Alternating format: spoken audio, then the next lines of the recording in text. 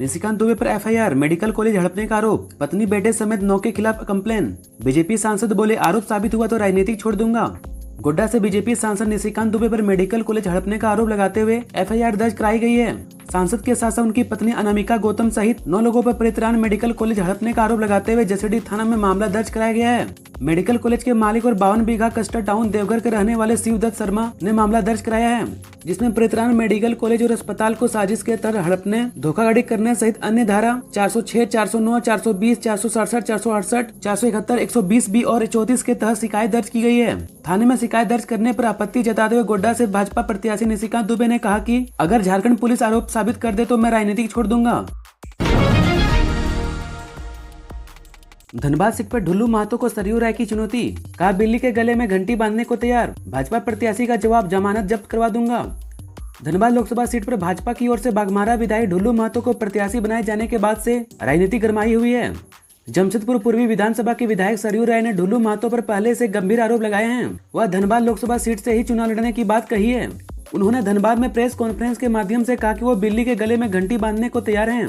इधर सरयू राय की चुनौती पर भाजपा प्रत्याशी ने कहा कि मैं चाहता हूं कि वो चुनाव लड़े, मैं तो उनकी जमानत तक जब्त करवा दूंगा। दरअसल भाजपा की ओर से ढुल्लू महतो को उम्मीदवार घोषित किए जाने के बाद से पार्टी कार्यकर्ताओं में नाराजगी है। कोई खुलकर सामने नहीं आ रहा है, पर ढुल्लू महतो को लोग स्वीकार नहीं कर पा रहे हैं। वहीं सरयू राय के चुनाव लड़ने की बात को अवसर की तरह देखा जा रहा है। सरयू राय अपनी पार्टी भारतीय जनतंत्र मोर्चा की टिकट पर चुनाव लड़ेंगे। जमशेदपुर लोकसभा क्षेत्र सबसे ज्यादा मतों से विधुत, सबसे कम मतों से जीते थे स्वर्ण। जमशेदपुर संसदीय सीट पर अब तक हुए लोकसभा चुनाव में सबसे अधिक मतों से विधुत करण महतो की जीत हुई है, जबकि सबसे कम 206 वोट से 1971 में कांग्रेस के प्रत्याशी सरदार स्वर्ण सिंह जीते थे। जमशेदपुर लोकसभा चुनाव में हमेशा पार्टियों के बीच कांटे का मुकाबला रहा है। 2019 लोकसभा चुनाव में भाजपा प्रत्याशी विधुत वरण महतो ने 3 लाख से अधिक मतों से चुनाव जीत का रिकॉर्ड बनाया था। उन्होंने झामुमो प्रत्याशी और वर्तमान सीएम चंपई सोरेन को हराया था। इस बार भी भाजपा की ओर से विधुत वरण महतो चुनाव मैदान में हैं। उनके खिलाफ अब तक झामुमो कांग्रेस गठबंधन से कौन उम्मीदवार हो गए अब तक तय नहीं हो पाई है। जमशेदपुर लोकसभा सीट पर 2 बार उपचुनाव भी हुआ है। 2007 में हुए उपचुनाव में झामुमो प्रत्याशी सुमन महतो ने भाजपा प्रत्याशी डॉक्टर दिनेश सांडंगी को 58,816 मतों से हराया था। ढुल्लू महतो को हराने के लिए कांग्रेस के समर्थन से लोकसभा चुनाव लड़ने को तैयार सरयू राय। लोकसभा चुनाव से पहले फोन पर धमकी मिलने के बाद जमशेदपुर पूर्वी के विधायक सरयू राय ने रविवार को राजधानी रांची में प्रेस कॉन्फ्रेंस करके ढुल्लू महतो पर जमकर हमला बोला।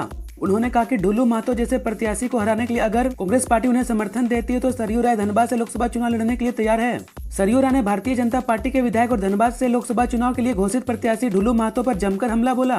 कहा कि इस शख्स पर 49 केस दर्ज हैं। इसमें हत्या की कोशिश के कई मामले शामिल हैं। आर्म्स एक्ट के 15 मामले दर्ज हैं तो 13 से अधिक मामले लूट और रंगदारी से जुड़े हैं। रामलीला मैदान में इंडिया की रैली, कल्पना सोरेन बोली लोकतंत्र बचाने के लिए सड़क पर आना होगा, झारखंड झुकेगा नहीं। लोकसभा चुनाव 2024 से पहले दिल्ली के रामलीला मैदान में पीएम मोदी के खिलाफ बने इंडिया अलायंस की महारैली में झारखंड के मुख्यमंत्री चंपई सोरेन, पूर्व मुख्यमंत्री हेमंत सोरेन की पत्नी कल्पना मुर्मू सोरेन और झारखंड मुक्ति मोर्चा की नेता महुआ मांझी शामिल हुई। झारखंड के मुख्यमंत्री चंपई सोरेन ने कहा कि इंडिया ब्लॉक की लोकतंत्र बचाओ महारैली लोकतंत्र को बचाने के लिए है। लोगों को यह बताने के लिए है कि केंद्र की अभी जो सरकार है वह तानाशाही को बढ़ावा दे रही है। वहीं जमीन घोटाले मामले में रांची के होटवार जेल में बंद हेमंत सोरेन की पत्नी कल्पना सोरेन ने कहा कि हम अपने देश के लोकतंत्र को बचाने के लिए यह सब कर रहे हैं। उन्होंने कहा कि हम लोगों को यह बताना चाहते हैं कि आम लोग अपने देश में लोकतंत्र चाहते हैं और लोकतंत्र को जीवित रखना चाहते हैं, तो आपको आगे आना होगा और लोकतंत्र के लिए लड़ना होगा। छोटे दल निर्दलीय प्रत्याशी बिगाड़ सकते गठबंधन का खेल, झारखंड पार्टी AIMIM, भाकपा और खतियानी झारखंड पार्टी भी चुनावी समर में उतरने को तैयार।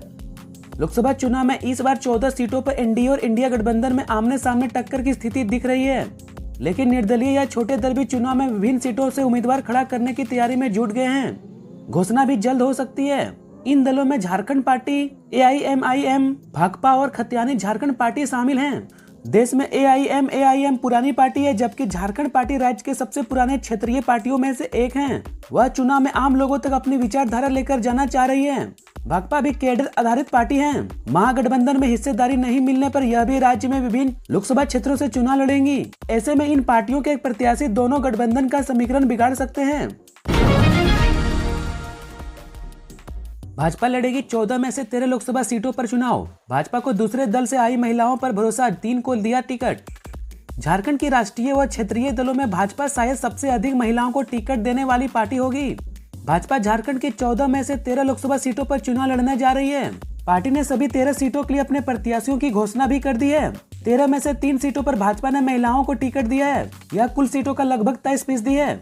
लेकिन इस बार भी भाजपा ने पार्टी का सालों साल झंडा ढोने वाली महिला नेता को टिकट नहीं दिया।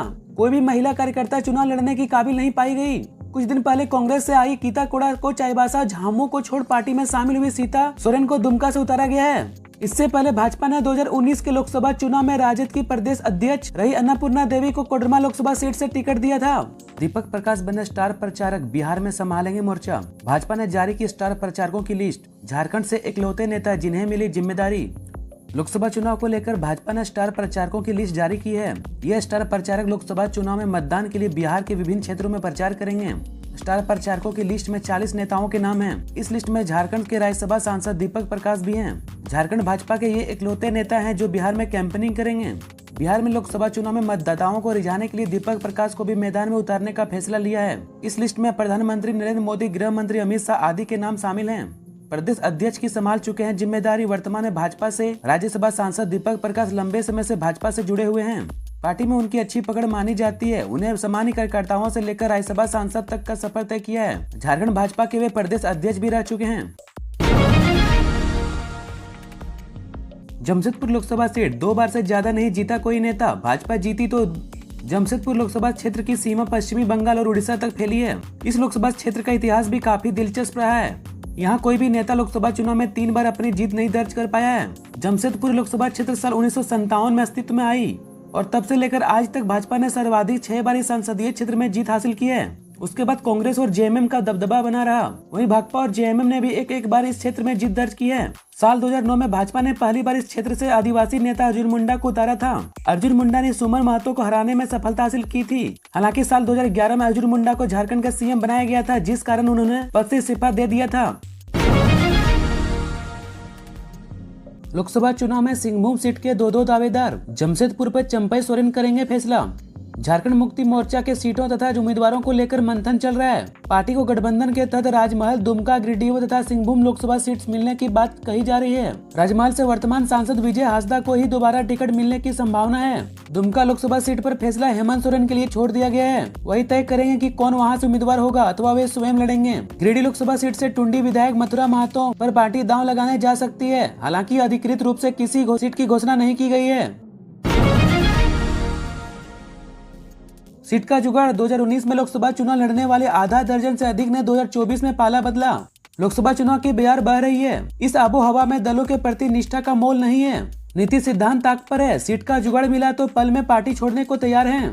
5 साल का इंतजार इनको भारी पड़ रहा है। राजनीतिक दलों के प्रति निष्ठा का दावा करने वाले नेता चुनाव गुजरते ही सब कुछ भूल जाते हैं। झारखंड में भी पिछले लोकसभा चुनाव में प्रमुख प्रत्याशी रहे कई नेताओं ने दल बदल लिया है। जिस दल के सिंबल से पिछली बार यानी 2019 में चुनाव लड़े थे, अभी उस दल में नहीं है।